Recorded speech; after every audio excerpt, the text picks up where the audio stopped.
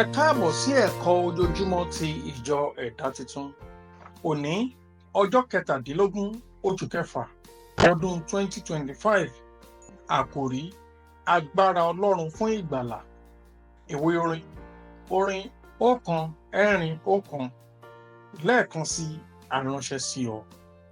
Ẹ̀kọ́ àkọ́sórí. Wọ́n sì wí fún un pé, gba Jésù Kristi Olúwa gbọ́, a ó sì gbà ọ́ là, ìwọ àti àwọn ará ilé rẹ pẹ̀lú. Ìṣe àwọn Àpọ́stélì orí 16 ẹsẹ̀ 29. Bíbélì kíkà. Ìwé Róòmù orí 1 ẹsẹ̀ 15 títí dé 22.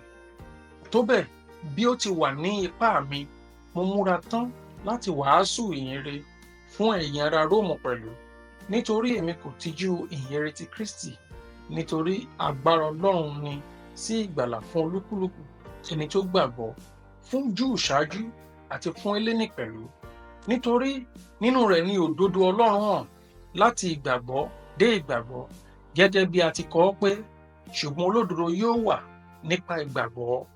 Nítorí a fi ìbínú Ọlọ́run hàn láti ọ̀run wá sí gbogbo àìwà bí Ọlọ́run àti àìṣòdodo ènìyàn, àwọn ẹni tó fi àìṣòdodo tẹ òtítọ́ mọ́lẹ̀. Nítorí ohun tí a lè mọ̀ ní ti Ọlọ́run ó farahàn nínú wọn, nítorí Ọlọ́run ti fi hàn fún wọn. Nítorí ohun rẹ̀ tí ó farasin láti ìgbà dídá ayé, a rí wọn gbangba, à ń fi òye ohun tí a dá mọ̀, àní agbára àti ìwà Ọlọ́run rẹ̀ ayérayé, kí wọn kí ó lè wà ní àìríwí. Nítorí ìgbà tí wọ́n mọ Ọlọ́run, wọn kò yìn ín lógo bí Ọlọ́run, bẹ́ẹ̀ ni wọn kò sì dúpẹ́, ṣùgbọ́n èrò ọkàn wọn di asán, a sì mú ọkàn òmùgọ̀ wọn ṣókùnkùn. Wọ́n ń pe ara wọn ní ọlọ́gbọ́n, wọ́n di aṣiwèrè, wọ́n sì pa ògo Ọlọ́run tí kìí díbàjẹ́ dà sí àwòrán ère ènìyàn tí díbàjẹ́, àti ti ẹyẹ, àti ti ẹranko ẹlẹ́sẹ̀ mẹ́rin, àti ohun tí ń rákò. Nítorí náà Ọlọ́run ṣe fi wọ́n sílẹ̀ nínú ìfẹ́kúfẹ̀ẹ́ ọkàn wọn sí ìwà èérí, láti ṣe àìbọ̀wọ̀ fún ara wọn láàrin ara wọn. Àwọn ẹni tí ó yí òtítọ́ Ọlọ́run padà sí èké, wọ́n sì bọ̀, wọ́n sì sin ẹ̀dá ju ẹlẹ́dàá lọ, ẹni tí í ṣe olùbùkún títí láé. Àmín. Nítorí èyí ni Ọlọ́run ṣe fi wọ́n fún ìfẹ́ ìwàkiwà, nítorí àwọn obìnrin wọn tilẹ̀ yí ìlò ẹ̀dá padà sí èyí tí ó lòdì sí ẹ̀dá. Gẹ́gẹ́ bẹ́ẹ̀ ni àwọn ọkùnrin pẹ̀lú, wọ́n á máa fi ìlò obìnrin nípa ti ẹ̀dá sílẹ̀, wọ́n á máa mú ìfẹ́kúfẹ̀ẹ́ gbígbóná sí ara wọn. Ọkùnrin ń bá ọkùnrin ṣe èyí tí kò yẹ, wọ́n sì ń jẹ èrè ìṣìnà wọn nínú ara wọn bí ó ti yẹ sí, àti gẹ́gẹ́ bí wọ́n ti kọ̀ láti ní èrò Ọlọ́run ní ìmọ̀ wọn. Ọlọ́run fi wọ́n fún ìyè ìríra láti ṣe ohun tí kò tọ́.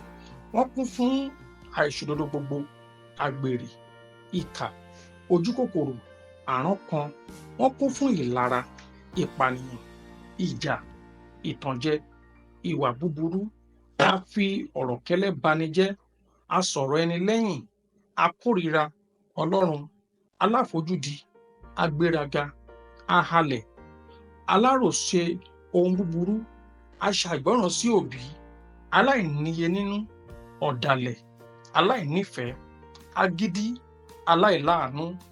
Àwọn ẹni tí ó mọ ìlànà Ọlọ́run pé ẹni tó bá ṣe irú nǹkan wọ̀nyí ó yẹ sí ikú, wọn kò ṣe bẹ́ẹ̀ nìkan, ṣùgbọ́n wọ́n ní inú dídùn sí àwọn tí ń ṣe wọ́n.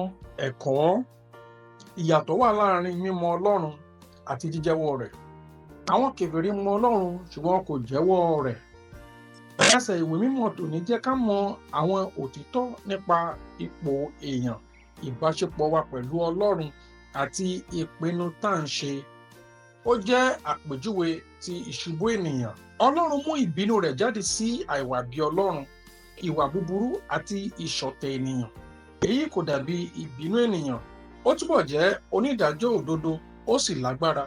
Bí ó ti wù kí ó rí, ọ̀nà àbáyọ kúrò nínú ìrunú Ọlọ́run kò farasin. Ó ti ṣípayá rẹ̀ nínú ìṣẹ̀dá, tí a sì fi hàn nípasẹ̀ ọmọkùnrin rẹ̀ Jésù Kristi, nínú ẹni tí a fi ìgbàlà gbogbo aráyé sínú rẹ̀.